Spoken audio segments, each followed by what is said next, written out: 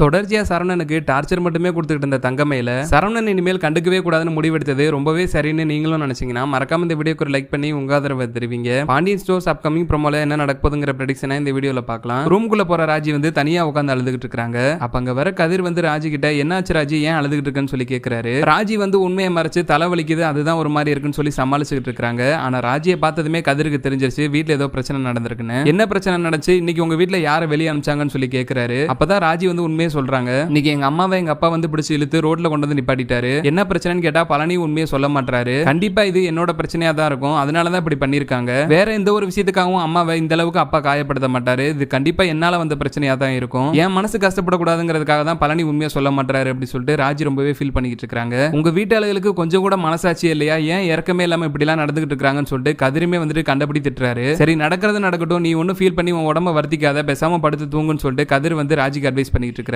கதிர் இவ்வளவு உண்மையா இருக்கிறானே கதிர்கிட்ட உண்மையா சொல்லலாம்னு சொல்லிட்டு ராஜி வந்து வீட்லயே போய் டியூஷன் எடுக்கிற விஷயத்தை கதிர்கிட்ட சொல்லலாம்னு நினைக்கிறாங்க. ஆனா கதிர் ரொம்பவே டயர்டா இருக்கிறதுனால பேசாம படுத்துறாரு. அதனால ராஜியுமே வந்து உண்மையா சொல்லாம மூடி மறைச்சிடறாங்க. இன்னொரு பக்கம் தங்கமயில் வந்து அவங்க அம்மா சொல்லி கொடுத்த பிளான் படி சரவணன் கிட்ட ஒரு நாள் ஃபுல்லா பேசாம இருக்கணும்னு முடிவு பண்ணி என்ன 3 மணி நேரம் ஹோட்டலுக்கு வெளியே நிக்க வச்சிட்டீங்களா எனக்கு எவ்வளவு அவமானமா இருந்துச்சு இதுக்காக தான் என்ன கூப்பிட்டு வந்தீங்களான்னு சொல்லிட்டு சரவணன் கூட சண்டை போட்டுக்கிட்டு இருக்காங்க. அப்ப சரவணன் வந்து நான் என்ன பண்ண முடியும் நான் தான் தம்பிகள்கிட்ட பணம் கேட்டேன் அவங்க தான் 2 மணி நேரத்துல பணத்தை ரெடி பண்ணி அனுப்பிச்சிட்டாங்களா அதுக்கப்புறம் என்ன பண்ண முடியும் அப்படி சொல்லி கேட்கிறாரு. உடனேவா அனுப்பிச்சாங்க அதை ரெடி பண்ணி அனுப்புறதுக்கு 2 மணி நேரம் ஆயிடுச்சுல அதுல அவ்வளவு கஷ்டத்தை அனுபவிச்சது நான் தானே எனக்கு தானே எல்லாமே தெரியும் சொல்லிட்டு தங்கமேல் வந்து ரொம்பவே ஃபீல் பண்ற மாதிரி நடிச்சுக்கிட்டு இருக்காங்க. தங்கமேல் பண்றதெல்லாம் பார்த்து ரொம்பவே டென்ஷன் ஆகிற சரவணன் வந்து தங்கமேல டைரக்டா திட்ட முடியாம அவருக்குள்ளே மனசுக்குள்ள திட்டிக்கிட்டு அமைதியா உட்கார்ந்திருக்காரு. அது போக தங்கமேல் வந்து சரவணன் கிட்ட எனக்கு மனசு சரியே இல்ல இன்னைக்கு ஃபுல்லா நீங்க என்கிட்ட பேசாதீங்க அப்படி சொல்லிட்டு ரூமை விட்டு வெளியே வந்துறாங்க. வெளியே வந்த கையோட தங்கமேல் வந்து அவங்க அம்மாக்கு ஃபோன் பண்ணி நீங்க சொன்ன மாதிரி எல்லாமே நான் கரெக்டா பண்ணிட்டேன் சரவணன் கிட்ட சண்டை போட்டுட்டேன் அவர் எதுவுமே பேசாம டென்ஷனா பெட்ல உட்கார்ந்திருக்காரு நான் இப்ப என்னமா பண்ணட்டும்னு சொல்லிட்டு தங்கமேல் வந்து அவங்க அம்மா கிட்ட ஐடியா கேட்டுட்டு இருக்காங்க. இப்பதான் நான் சொல்லி கொடுத்த விஷயங்களை கரெக்டா பண்ணிட்டு இருக்கேன் இதை மட்டும் நீ கரெக்டா ஃபாலோ பண்ணனா ரிட்டன் நீங்க வீட்டுக்கு வரப்ப சரவணன் வந்து ஃபுல்லா உன் கண்ட்ரோல்ல இருப்பாரு அப்பதான் வந்து அடுத்து உன்னை கூட்டு போய் வெளியே கஷ்டப்படுத்த கூடாது அப்படி பண்ணிட்டோம்னா தங்கமேல் திருப்பி நம்ம கிட்ட பேசாதுன்னு சொல்லிட்டு மாப்பிளைக்கு ஒரு பயம் இருக்கும் அதுக்காக தான் இதெல்லாம் பண்ண சொல்றேன் தயவுசெய்து இதுல எதுவும் மிஸ்டேக் பண்ணிடாதுன்னு சொல்லிடுறாங்க. இங்க தங்கமேல் வந்து அவங்க அம்மா கிட்ட ஐடியா கேட்டு ஒவ்வொரு விஷயமா பண்ணிட்டு இருக்கிறப்ப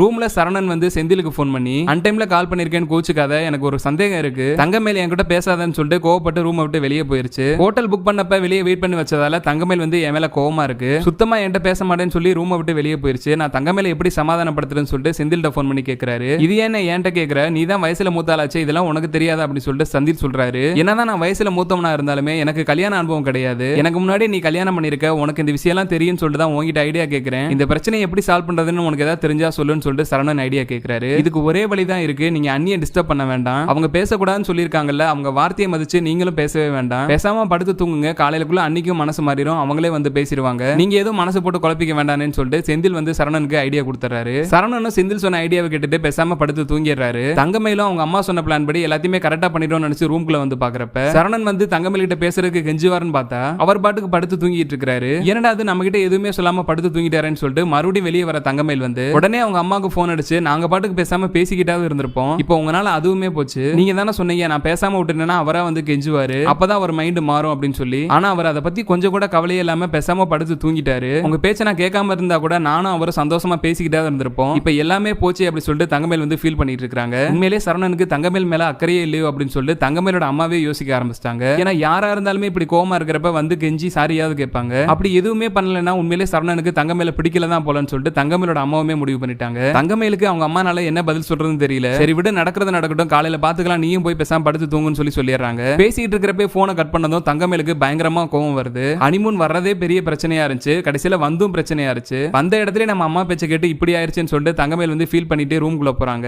ரூம்குள்ள போற தங்கமேல் வந்து சரவணனை எழுப்பி பாக்குறாங்க ஆனா சரவணன் வந்து சுத்தமா காது கொடுத்தே கேட்க மாட்டாரு. எனக்கு ரொம்ப டயர்டா இருக்கு மயிலே பேசாம படு காலையில பேசிக்கலாம்னு சொல்லிட்டு சரவணன் படுத்துறாரு. ஏன்டா நம்ம அம்மா பேச்ச கேட்டு இப்படி பண்ணணும்னு சொல்லிட்டு தங்கமேல் வந்து உட்காந்து நைட்டு ஃபுல்லா தூங்காம ஃபீல் பண்ணிட்டு இருக்காங்க. சரவணனுக்கு தூக்கம் வரலனாலும் செந்தில் கொடுத்த பிளான்லாம் கரெக்டா தான் ஒர்க் ஆகுது அப்படின்னு சொல்லிட்டு சரவணன் ரொம்பவே சந்தோஷமா சிரிச்சுக்கிட்டே அமைதியா படுத்திருக்காரு. அவங்க அம்மா பேச்ச கேட்டுட்டு தங்கமேல் பண்ண தப்புக்கலாம் சரவணன் இது மாதிரியான பதிலடி கொடுக்கறது ரொம்பவே கரெக்ட்னு நீங்களும் நினைச்சீங்கன்னா மறக்காம இந்த வீடியோக்கு ஒரு லைக் பண்ணி உங்க ஆதரவு தெரிவிங்க.